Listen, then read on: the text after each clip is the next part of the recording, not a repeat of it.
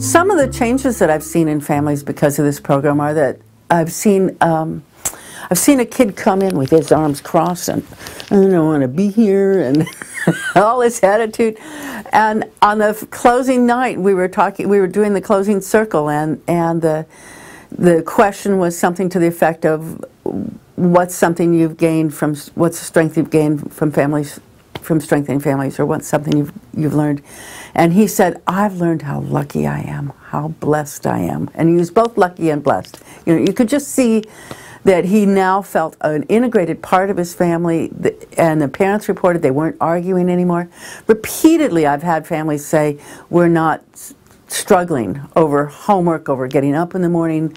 We're not struggling over just the nitpicky stuff of every day anymore. So there was a lot more calmness in families. Another thing I've seen repeatedly is when you get mom and stepdad and dad and stepmom both attending the program, now you get a unified family. Even though they're two separate marriages, you have them working together with their youth on the same page in a way that they hadn't been, and they're no longer fighting each other post-divorce. I see families come in who are really strong to begin with and come out and say, well, we didn't really think we were going to get that much, and we were really surprised how much we learned. And I've seen families who came in that were just really almost falling apart and barely functioning and coming away feeling pretty solid. So I have seen families that were maybe not, they had lost almost, I don't want to say they've lost hope, but they had lost that communication with their preteens. And it was starting to become scary for the family. And then through the program, they've been able to find some form of connection. And in finding that form of connection, it seems that it has calmed the family down. You know, so maybe it's not perfect, you know, because they're teenagers, you know, so things are happening, right? There's always going to be that, you know, that push and pull, and that, you know, trying to find those boundaries and redefining themselves and everything and who they are as the grown-ups they're going to be. But nonetheless, there's some kind of calm because they have found some mutual ground. And I think that's just wonderful. I have seen one family in particular that comes to mind where, you know, they really were not communicating at all, not even a little bit, nothing. And then they go through the program, and then they're actually following the rules that have been set. You know, they're actually finding structure again, which had been lost. You know, so to me, that's just miraculous. I've seen the kids especially feel like more strong and more able to, especially use the refusal skills. They have more confidence. Families, I feel like once they go through the class, they have more tools, but they also are okay about asking for help and working with the counselors, working with the group. It seems like they're more open to other options. So I really feel like that's the strength, that they're being able to reach out. And the kids, I feel like I get to know, at least in my schools, I get to know the families a little bit, so I really have a lot more in common with them, and I can really relate to them easier. I've seen more communication between the parents and the children. It gives them limits and it shows them how to tell your kids, I love you, because they need to hear that, and it's very important. So I think the strength in this is the communication and the letters, because there's a couple of letters that parents give to their children and their children give to their parents, and I think that's really a positive reinforcement for the parents and the kids. Seems like the rhythm is the first night people are all sort of looking at us sideways, you know, what did I get myself into here? I've signed on for 8 weeks. We sort of bribe them along with dinner the first night, and almost always by the third week The buy-in is pretty solid. Either the youth are now begging to go when they were dragged in the first night, some of them, and the parent or parents are very willing.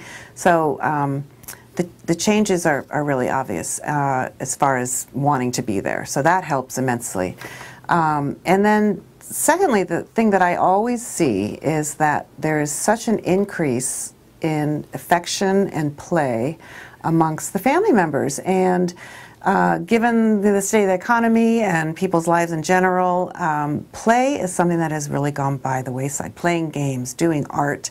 These are things that families want to do but don't know how to begin, don't even think of sometimes, given how busy everyone is and how fragmented lives are. And so watching parents and kids play games, do art, and sit closer together and arms around each other, that's always just a wonderful, wonderful change that we see. And in inclusiveness, you see in blended families, you see them coming in sometimes rather split, where there's the mom and the daughter and the stepdad's over here, and you can see those bridges being built for perhaps a stepdad to be more included in the family. So they're pretty obvious, the changes. Actually, the name, it's a great name, Strengthening Families Program, because it happens to be true. I don't think I have done one group, one series where you didn't feel like you had participated in helping families strengthen. In particular, I think that is an educational basis, provides an atmosphere that is pretty non-threatening. So when people are referred into it or suggested to maybe participate in it, they're not white-knuckling it thinking they're heading into therapy. So I think that knowing that it's educationally based is a really makes an easy entry for families. The small size, the groups, the parent group, the youth group are small size. That helps facilitate the ease, and also that it's community-based. So a lot of the families that are coming in are all from the same school or sister schools, and so that provides an atmosphere of community and some common ground for the families. It brings the families together, and they work on things together, and they have fun together. They learn a lot of really valuable tools, both the kids and the adults. But for me, seeing them have fun and working together, especially when there's been family conflict, that's just really important. And realizing that they can do things together as a family and enjoy it, even when things aren't perfect. In my opinion, it has so many strengths. I think that one of the things it does, it helps parents communicate with their children when it's already very difficult to do. There is that, generational divide that happens. Life changes, so, especially lately, it seems to me that civilization and everything has been changing so fast because of all the technological advances, and so it's like a new world every 5 years, and so it creates that atmosphere of trust and communication once again that maybe was lacking. So that's one of the strengths. Another of the strengths is that it creates community. Here you have a group of parents that are maybe having the same issues, and by just simply participating, they're voicing what they're doing and thus helping one another, and it creates that the possibility for them to continue to connect. And I think that it's key. That we really do need a village to raise a child, and we're creating that village, that space for that village. So that's another strength. The other strength is that it helps community leaders to connect with the community itself, and vice versa. So, whoever ends up teaching the class connects with new people that maybe they wouldn't have known otherwise. So I think it's a win-win. It also, so far, since we're working with schools, it connects parents to schools. that maybe before they didn't have such a strong connection for whatever reason. And here they are coming to the school and connecting to the school. So I think it's marvelous. Each time you turn around, there's an activity that builds family. I found as a parent, family meetings were one of the strongest things that we could do in our family. It gave everyone a voice.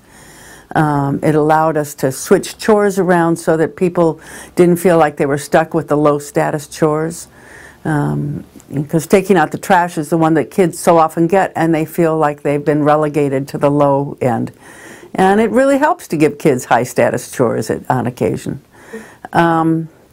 I love the family tree, because in the family tree the whole family is spending time giving each other compliments. And so many times people individuals in the family don't realize how much they're acknowledged and appreciated by others, and that activity really spends time acknowledging that I see the good in you.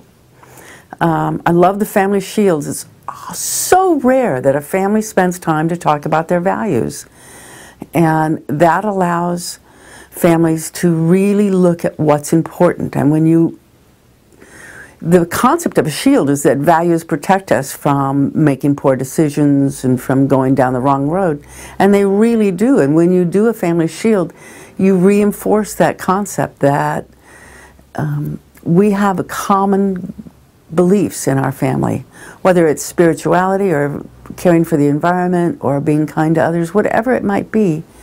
It turns out to really be a protective factor. Another part of the program I really like is the letter that the parents read to their children. We know from research that telling your kids what your expectations are for drug and alcohol use really helps limit use. But it's like the sex talk, so few parents do it. And when you do the drug and alcohol talk with your kids, it really is very powerful, and it does help them to know what you want of them and what your expectations are. And they do a better talking. The program really increases that intimacy that occurs across the kitchen table. And I think that intimacy across the kitchen table is probably one of the best protective factors that can exist. And this program really delivers that in so many different formats. It creates a forum for parents to go, I thought I was going nuts, and the parent next door says, I'm having the same problem, and comes up with strategies for helping with those problems. And it really reinforces to parents that what they're going through is normal, and that there are some strategies and strengths that they can use that build self-esteem instead of tear it down. I was talking to a dad just a couple weeks ago, and he was saying, well, I always have my kid write down, I did this wrong, you know, and I'm going, well, let's take a look at the positive. What could you do that's reinforcing the positive? And he goes, well, I could have him write, next time I'll, and it really helped the parent stop looking at the negative in his child and start looking at expectations and positive possibilities. And those kinds of things come out in this class all the time.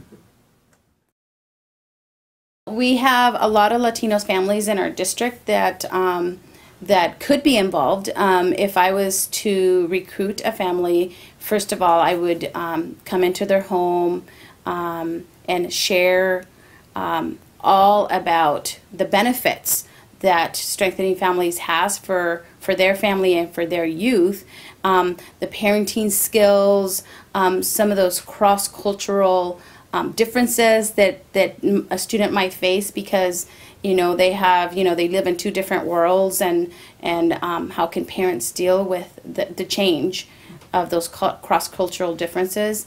I think I would really start with that.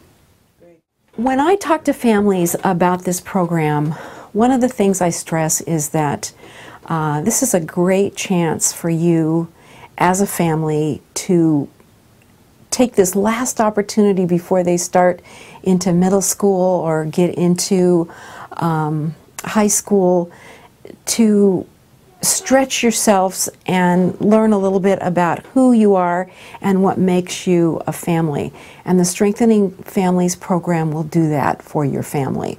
I know it's a long 7 or 8 week commitment, but the time, when you think of the big picture, is a small time that can mean a great deal and can set you up for going through all the things that you need to as a parent and as a family. When I'm talking with new families who are thinking about enrolling in the Strengthening Families program, I often encourage the parents to think about this time, the 2.5 hours every week, including mealtime, as a special time for their kids to know that their parents are really invested in learning and growing and having fun together with them, especially when we're so busy during the week with jobs and kids have so many commitments with homework and activities. For our kids to know that they can have this time every week, even though they're older and they might not need us in the same way as they did when they were younger, is a really precious gift that we can give to our kids. When we do recruitment for families, one of the things that we like to do, first of all, I get it in every newsletter that goes home that I can. It might just be 1 or 2 sentences. Watch for the Strengthening Families program in April or February or whenever it's going to be, so that when you do finally start doing a letter out, families know about it. Talk to your teachers and tell them about the strengths of the program so that they have it in mind. Make sure that at conference time in November or March, whenever it is most helpful, that there are applications for the class with the teacher during conference time, so she can hand it out or he can hand it out to parents. Do a letter home that tells about the program. Mention its strengths. It's okay, I think, to play to the anxieties about elementary kids going into middle school. Parents are really worried always about transition, whether it's elementary to middle or middle to high. So if you have families that are having children transitioning into the next level of school, remind them that this is a really helpful thing to help families with that transition. Make sure that all families are welcome so that they know that it's not just for the families that are in trouble or that they don't think that, well, we don't need it. Mention that every kind of family can benefit from this. And I also would encourage you to charge money for it. It doesn't have to be a lot, $25, $30, $35, $40. Scholarships should be available, and when I get a family that wants a scholarship, they say, well, how do we get a scholarship? And I say, all you need to do is ask for it, you've got it now. But then I say, when paycheck comes at the first of the month, if you're able to contribute a little bit, that would be nice, because we'd like everyone to contribute. So even those who have a full scholarship are asked to pay if they can. But then I don't follow up on that and make a big deal about it. When families pay, they do feel that they have a bigger stakehold in the process. I try and speak about it if there's a parent night when everybody comes and they go into the cafeteria or something and the principal talks to everybody. A lot of times I'll ask the principal if I can talk for just a couple of minutes, and I'll talk about what my services are at school, and then I'll mention, and we have a really great family class coming up in February or whenever it is, and just to let folks know about it. One is make sure you take a look at the whole program ahead of time. Of course, you've gone through the training and all of that, but it's good to get a refresher and just look at the whole thing and take a look at the packets and take a look at whatever is in there. Really take a good look at it ahead of time so you know what you have in those boxes. And prepare ahead of time. I find it so much easier to take, you know, the flip charts home and draw them ahead of time and having them ready before class. So that's one. The other one is keep in touch with the parents. on a very constant basis, and be prepared for them to come to you with other issues that maybe they're not sharing in the group. Maybe they're not sure if it fits or it doesn't fit, so they'll come to you with that kind of thing. So make sure that you have a venue for them to come to you. Be early, you know, so these parents can be there, you know, and they can talk to you before their parents show up and things like that. I think that's really important. So the material, there's something else I was going to say, but definitely keep in touch with the parents and maybe keep a log of things. Because one person is going to be having that log, but it's good for you, I think for everybody to be having a log of who was there, who wasn't there, who said, you know, if there's somebody that's looking for specific resources, maybe it'll remind you to bring the resources with you the next time, and maybe it'll help also the next group. Maybe you know, ideas will pop up that will be helpful. One tip I have, I've been doing Strengthening Families for I think 7 years now, and one of the things that's most challenging is the magazine clippings.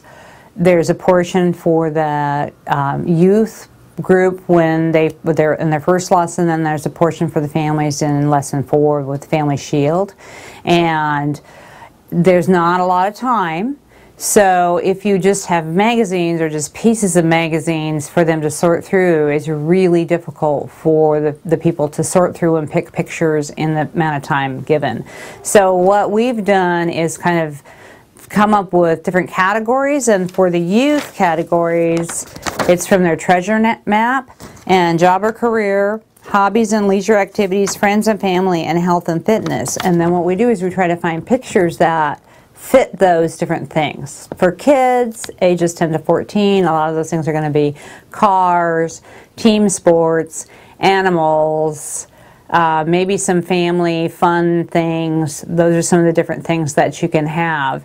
So what you want to do is look through magazines and find, when you're maybe when you're watching TV or going on a trip, you just take some magazines and you just go through and you find these pictures, you pull the pictures out, and eventually you want to put them in an envelope. But I'm also going to go through, so in lesson 4 you've got the Family Shield for the family session, and they kind of go on family values. So what we've done is go through and find some of these family values: hard work, caring for the environment, faith and spirituality, value of education, being strong and healthy, spending time together as a family, and try to kind of sort out what would those categories be to match some of the pictures that people might want for their values.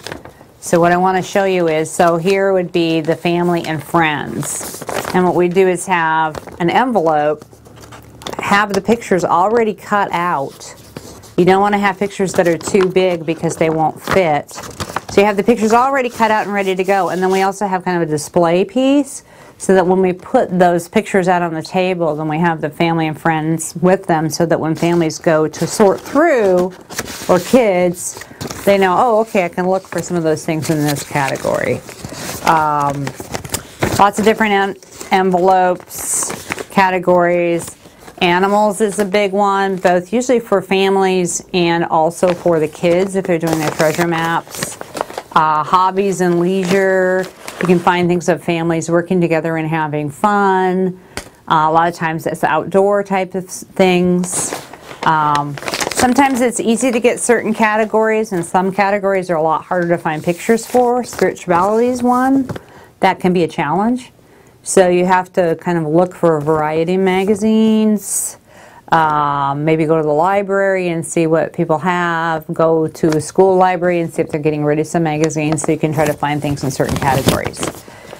Team sports is always a big one for the kids because they always want to be an NBA star or a baseball star or something like that. So they're going to want to put that on their treasure map.